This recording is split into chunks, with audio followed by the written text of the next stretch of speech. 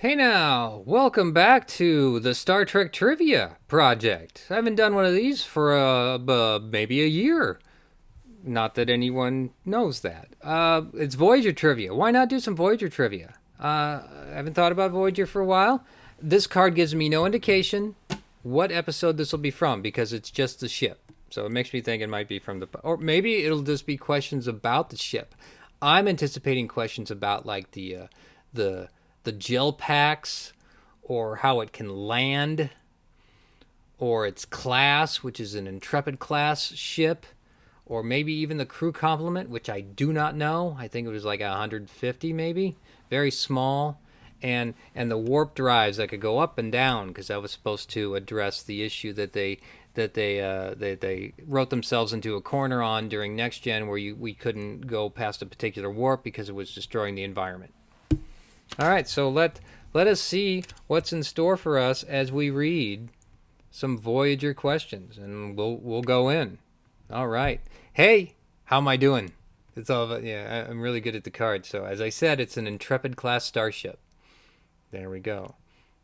And I don't know what a Rigel class is offhand, but the Miranda class is the Reliant from Star Trek II, which also served as a model of the Saratoga for the pilot episode of Deep Space Nine that Cisco was the commander of during Wolf 359.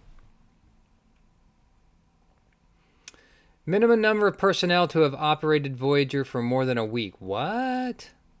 I'm sure this was a deep cut from the minimum number of personnel to have operated Voyager for more than a week. One person operated Voyager for more than a week. This was the episode where Seven was the episode was called One because something happened and they needed to go through something and go into deep sleep, and it was just Seven and the Doctor left in charge of the ship.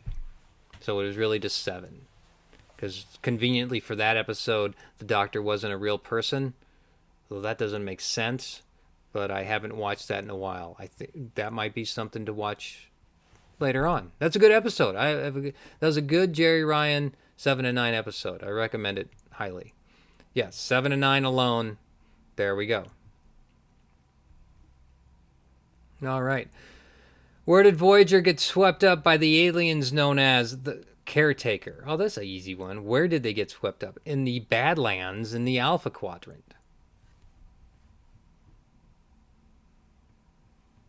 I don't want to go over the Badlands. I think if you're into Trek, you know the Badlands. That's the Maquis storyline. It's in the Cardassian territory. It's where the Maquis was hiding.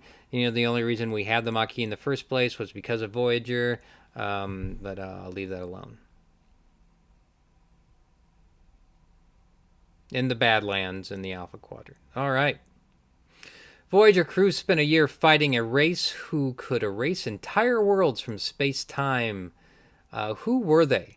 The Krenim. And, of course, their leader was the dad, Kirkwood Smith, from that 70s show.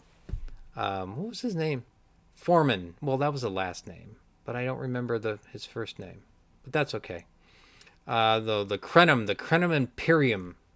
So that was the year of hell. A lot of good Voyager out there we forget about. So yeah, there's the Krenim. Especially, you know, once Jerry Ryan got on the show got better. And it wasn't just because Jerry Ryan was in a cat suit. It was that, yes, she was in a cat suit, but she could act. And she brought something to that show that was very much missing. It was the initial, she brought conflict to the show that should have had the conflict from the get-go. But she did it, and that's what, you know, it really made Voyager a pretty good show. It made a good show better. Let's just call it like that, because I still in my heart have a fondness for the first 3 seasons as well. Several of Voyager's officers were formerly, yes, the Maquis. Thank you. Well, this card's as easy pickings, isn't it? There we go. That's it. That's your general Voyager review for the day. So go have one.